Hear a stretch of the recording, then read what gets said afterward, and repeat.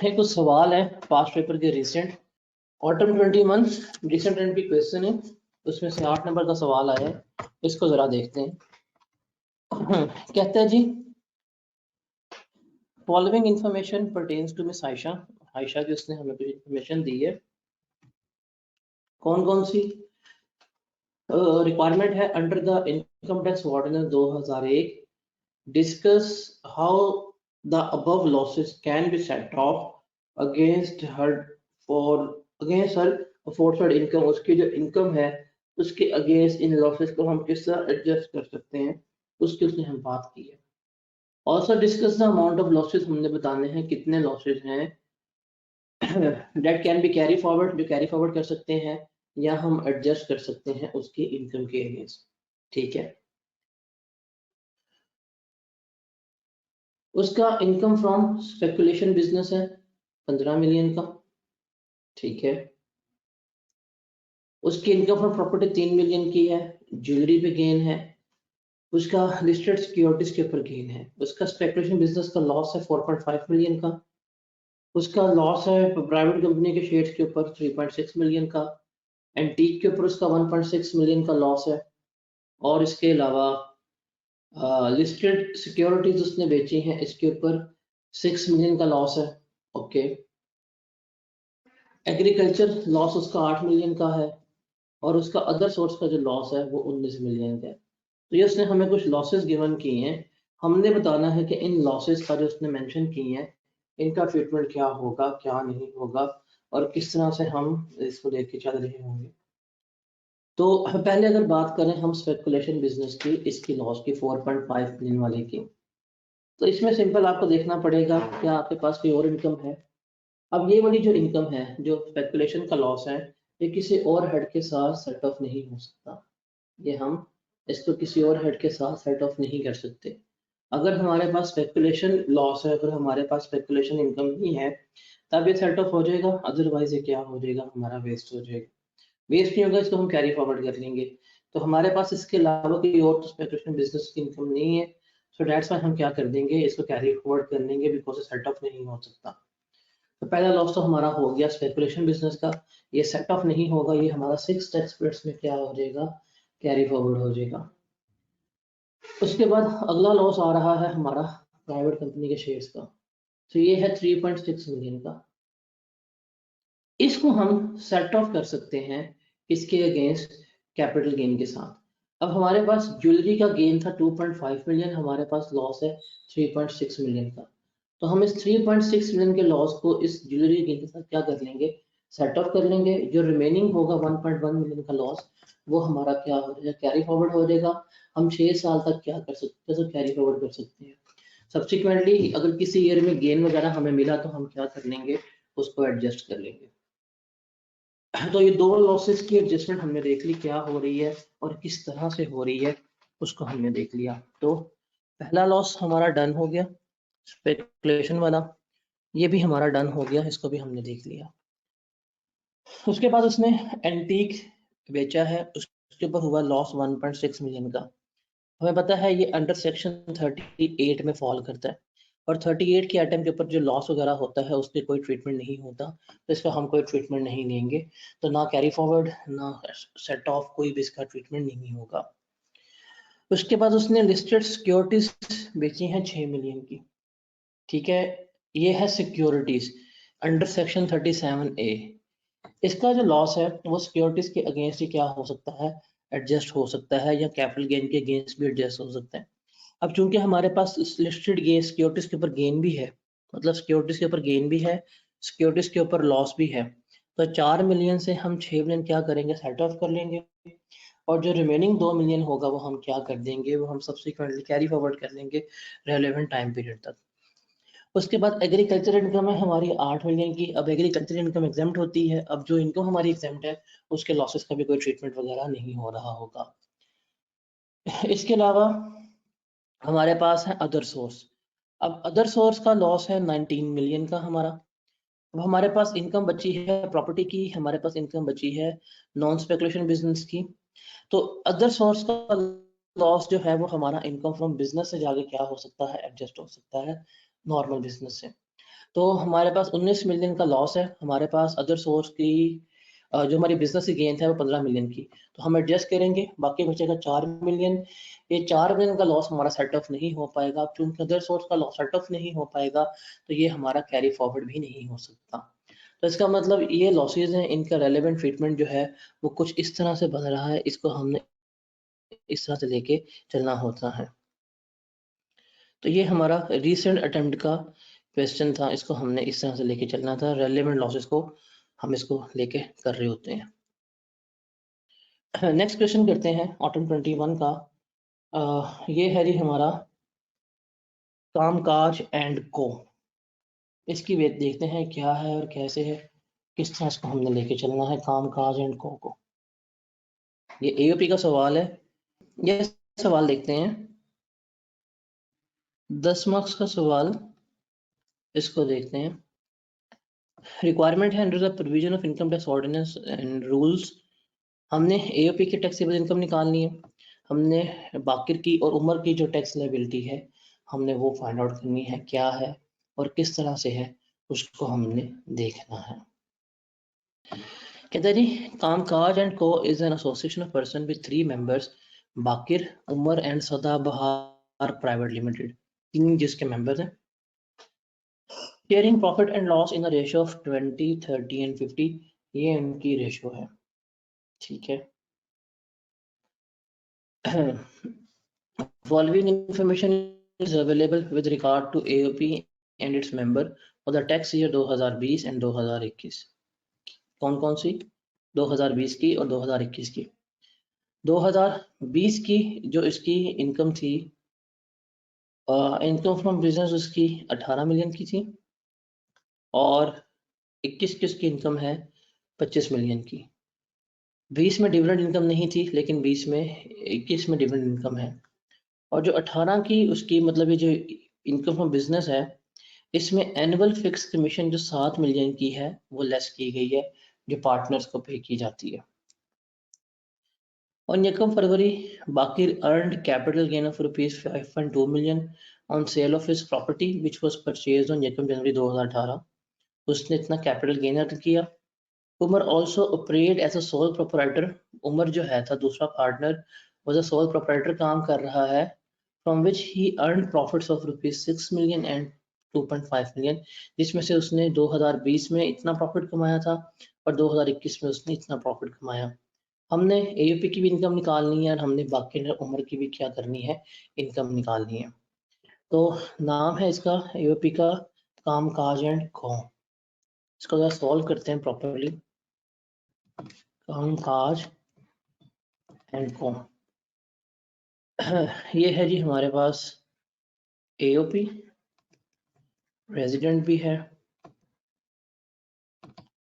और tax year जो है हमारा वो 2021 है, जिसमें हमने बताना है नहीं, हमने 2021 दोनों का बताना, ठीक है जी। पहले हम देखते हैं 2020 की, फिर हम 2021 के भी निकाल लेते हैं। टैक्स ईयर 2020 की बात करते हैं। अब टैक्स ईयर 2020 में जो एओपी है इसका लॉस था 18 मिलियन का, तो इसका जो लॉस आ रहा है स्टार्टिंग पे, लॉस फ्रॉम बिजनेस, वो है 18 मिलियन का। इसमें 7 मिलियन की इन्होंने कमीशन पे की हुई है एसपीएल को। एसपीएल जो है वो सदाबहार प्राइवेट लिमिटेड है और पार्टनर है। पार्टनर को जो कमीशन वगैरह पे की जाती है वो हमेशा क्या होती है, एडबैक होती है। अब चूंकि कमीशन थी, अब वो एक्सपेंस अलाउ नहीं है, वो आप इसमें क्या कर देंगे, एडबैक कर देंगे 7 मिलियन का। 7 मिलियन का कमीशन एडबैक करने के बाद जो इसके पास टोटल इनकम बचती है वो हमारे पास कितनी होगी, 11 मिलियन होगी। तो 11 मिलियन का इसका लॉस बन रहा है फॉर टैक्स ईयर 2020। लॉस बनेगा इसका कितना, 11 मिलियन का। अब जो एओपी होती है इनका लॉस कभी भी मेंबर्स को डिस्ट्रीब्यूट नहीं हो सकता, कभी भी एओपी का लॉस मेंबर्स को डिस्ट्रीब्यूट नहीं हो सकता। अब ये लॉस क्या करेगी, बिजनेस है, अब ये बिजनेस का लॉस क्या कर लेगी, कैरी फॉरवर्ड कर लेगी, आगे जाके इसको एडजस्ट वगैरह करना पड़ेगा। तो 2020 में तो ये हो गया। और 2020 की अगर उम्र की बात करें तो बाकिर की अगर बात करें, बाकिर की तो कैपिटल गेन 2021 में आया। उमर की अगर बात करें तो उमर की इनकम 2020 में है थी 6 मिलियन। तो उमर अपनी 6 मिलियन की इनकम के ऊपर क्या देगा, टैक्स दे रहा होगा। तो उमर की अगर हम टैक्सेशन निकालना चाहें उसके भी हम निकाल सकते हैं। उमर की इनकम फ्रॉम बिजनेस थी, दैट वाज 6 मिलियन रुपीस। और इस 6 मिलियन रुपीस के ऊपर और इसके अलावा कोई इनकम नहीं थी। इसके ऊपर हम क्या करेंगे, स्लैब रेट लगाएंगे और उसके ऊपर टैक्स लगा देंगे। तो अगर हम इसकी टैक्सेशन निकालें उम्र की, तो 6 मिलियन से ऊपर नॉन सैलरीड का रेट 35% का होता है। तो इसकी तो इनकम मेरे ख्याल से 6 मिलियन है। तो देखेंगे कितना रेट बनता है इसके टैक्स का। नॉन सैलरीड का लास्ट स्लैब कितनी बनती है, 1.2 मिलियन। तो हम निकाल लेंगे tax on 6 million, relevant slab लगाएंगे तो 1.220000 आ रहा होगा। अब इसकी तो इससे ऊपर कोई इनकम नहीं है, तो यही इसकी क्या बनेगी, स्लैब पे फॉल करेगा और ये इसका टैक्स बन जाएगा 1.22 मिलियन। तो 2020 की तो कहानी यहाँ पे पूरी होती है। अब हम चलते हैं 2021 के ऊपर। 2021 की बात करें, 2021 में इसका गेन था 25 मिलियन का। ठीक है, ठीक है। जो कामकाज एंड को है उसकी पहले कर रहे हैं, कामकाज एंड को। इसकी जो इनकम फ्रॉम बिजनेस थी वो है 25 मिलियन की। हम यहाँ पे ले लेंगे 25 मिलियन। रिक्वायरमेंट क्या थी कि आपने टैक्सेबल इनकम निकालनी है एओपी की। ठीक है, ये 25 मिलियन होगी इस एओपी की इनकम, हमें लग गया पता। ये है जी 25 मिलियन इसकी एओपी की इनकम। इसमें कमीशन जो है वो हमें क्या करनी पड़ेगी, ऐड बैक करनी पड़ेगी। तो जो कमीशन है वो हम क्या करेंगे, ऐड बैक करेंगे। वो कितनी है, 7 मिलियन की। तो 7 मिलियन की हम कमीशन क्या कर देंगे, ऐड बैक कर देंगे। तो ऐड बैक करने के बाद जो इसकी इनकम आ जाएगी वो है 32 लाख। 32 मिलियन जो है वो हमारी इनकम बन जाएगी इसकी फॉर दैट ईयर। अब डिविडेंड इनकम जो है वो एफटीआर का पार्ट होती है, और एफटीआर की इनकम जो होती है वो डिस्ट्रीब्यूटेबल नहीं होती मेंबर्स को, वो हम नहीं दे रहे होते। तो इसकी जो एनटीआर की इनकम है वो हमारी 32 मिलियन की जो है वो हम ले लेंगे। अब कमीशन भी 7 मिलियन की उसने 20 में पे की, 7 मिलियन कमीशन किस में पे की, पार्टनर को, वो तो होगी आर्ट बैक। अब यहाँ पे आ जाएगा इसका ब्रॉड फॉरवर्ड बिजनेस के लॉसेस। 20 में इसका लॉस था 11 मिलियन का जो क्लेम नहीं हो पाया था। अब वो ब्रॉड फॉरवर्ड होकर यहाँ पे आएगा, वो हम क्या करेंगे, वो हम यहाँ पे लेस करवा देंगे। तो 32 में से 11 निकालें, क्या बचेगा, 21 मिलियन। तो 21 मिलियन जो है वो हमारा प्रॉफिट आ जाएगा यहाँ पे।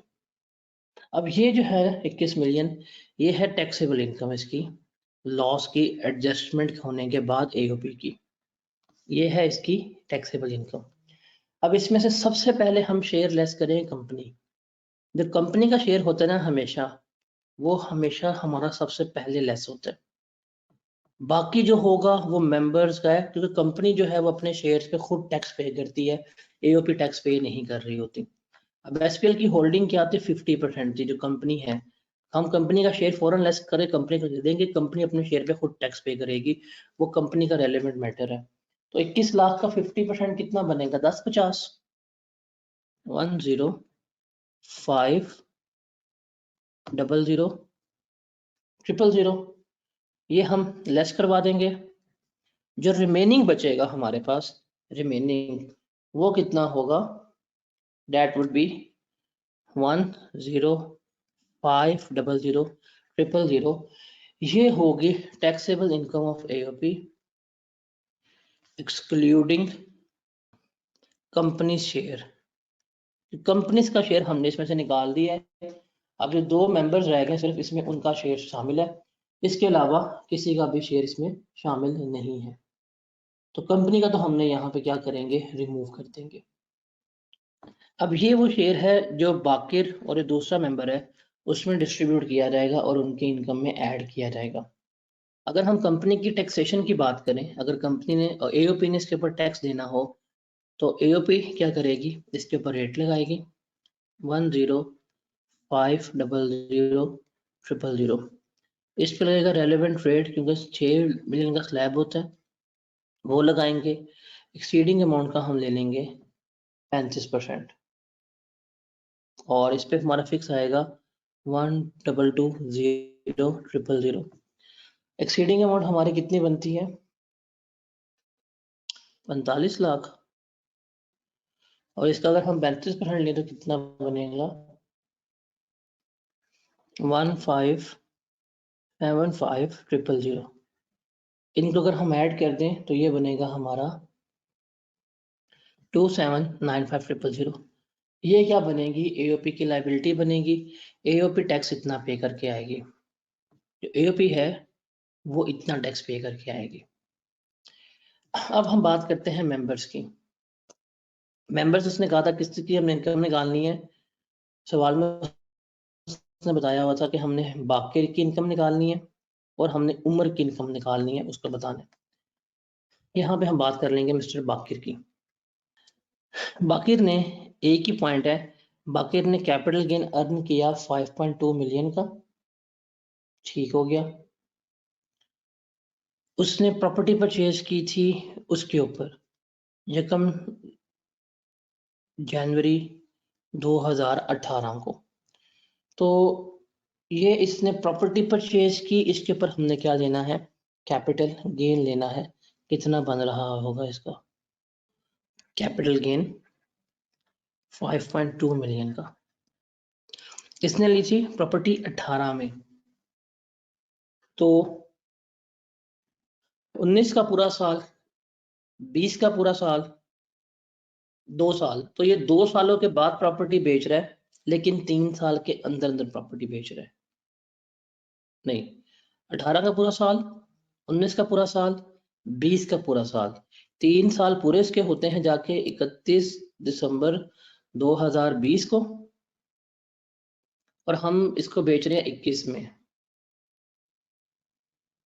तो 3 साल के बाद लेकिन 4 साल के अंदर अंदर बेची जा रही है प्रॉपर्टी, तो हम क्या लेंगे, हम उस पर रेलेवेंट रेट लगाएंगे। तो इसका मतलब 25% गेन जो होगा वो इसका टैक्सेबल होगा, और वो कितना बनेगा, 13 लाख। ये इसका रेलेवेंट टैक्सेबल गेन बनेगा, और इसके ऊपर जो इसका टैक्स लिया जाएगा वो रेलेवेंट रेट के मुताबिक लिया जाएगा 13 लाख, चूंकि 5 मिलियन से कम है। इसके ऊपर इसका रेलेवेंट रेट है वो 2.5% है कि 3.5% है। 5 मिलियन से कम गेन हो तो if I am not wrong 2.5% लगाते हैं हम रेट, ऐसे ही 3.5%। तो इसका 3.5% लेंगे तो हमारे पास गेन आ जाएगा, कितना बनेगा, 45,500। तो 45,500 क्या करेगा, ये अपनी इस प्रॉपर्टी के ऊपर बाकी टैक्स पे कर देगा। बाकिर के पास सिर्फ एक ही इनकम थी, तो बाकिर को शेयर फ्रॉम एओपी मिलेगा भी, तो वो उसकी कैलकुलेशन के लिए रेलेवेंट नहीं होगा, उसको हम ऐसा कोई ट्रीट नहीं कर रहे होंगे। अब हमारे पास आखिरी बंदा रह गया, and that person is Umar. Umar की 25 लाख बिजनेस इनकम है 2021 की। मिस्टर उमर, मिस्टर उमर की इनकम फ्रॉम बिजनेस जो है वो है 25 लाख। हमने यहाँ पे अब ऐड करना है शेयर फ्रॉम एओपी, और क्योंकि ये इसलिए ऐड करना है, ये होगा टैक्स पर्पस के लिए। अब उमर की जो होल्डिंग है वो कितनी है, 30%।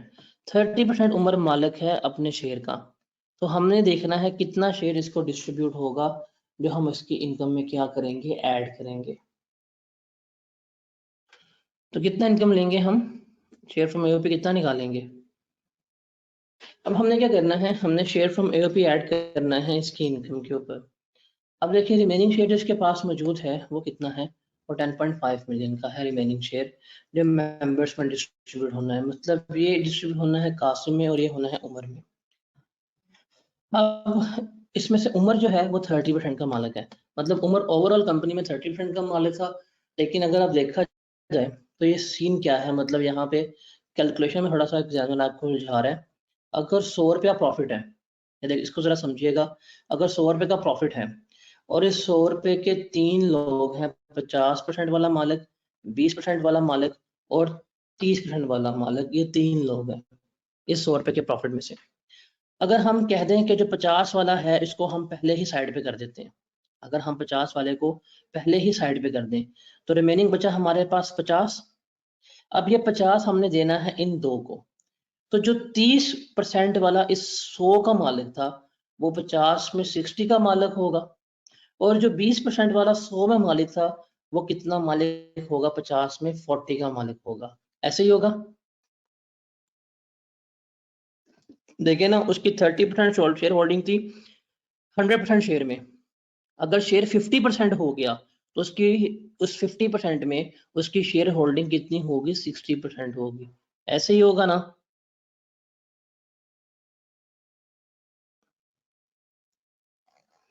अब जो रिमेनिंग शेयर बचा आपके पास कंपनी को देने के पास वो है 10.5 मिलियन। अब ये 10.5 मिलियन जो है इसको हमने क्या करना है, डिस्ट्रीब्यूट करना है उमर में। अब उमर जो है वो एक्चुअल में 30% का मालिक है, तो 10.5 मिलियन का 60% हमें क्या करना पड़ेगा, देना पड़ेगा। तो 10.5 मिलियन का 60% कितना बनेगा, 63 मिलियन होगा, बिकॉज यहाँ पे हम लेते हैं before share of AOP, before tax liability लेते हैं जब हम रेट पर्पस में ऐड कर रहे होते हैं। तो ये ऐड करेंगे तो इसकी इनकम कितनी आ जाएगी, 8.8 मिलियन। अब ये है इसकी taxable income including share from AOP, ये रेट पर्पस के लिए। अब हम जाएंगे टैक्सेशन की तरफ, तो हमारे पास आ जाएगा 8.8 मिलियन, इसके ऊपर हम लगाएंगे रेट 6 मिलियन वाला, और ये बनेगा 12-20, और जो एक्सीडिंग अमाउंट आएगी हमारे पास 28 लाख, उसका हम लेंगे 35%, वो कितना बनेगा, 28 लाख का 35% कितना बनता है, 9,80,000। तो टोटल कितना बन जाएगा, 22,00,000,000। ये है tax liability including share from AOP. लेकिन हमें क्या है, हमें तो ये नहीं देना, हम तो लेंगे सिर्फ रेट पर्पस के लिए, तो हम लेंगे रेट पर्पस के लिए 2.2 मिलियन टैक्स लायबिलिटी डिवाइड करेंगे टोटल इनकम से, दैट वुड बी 8.8 मिलियन।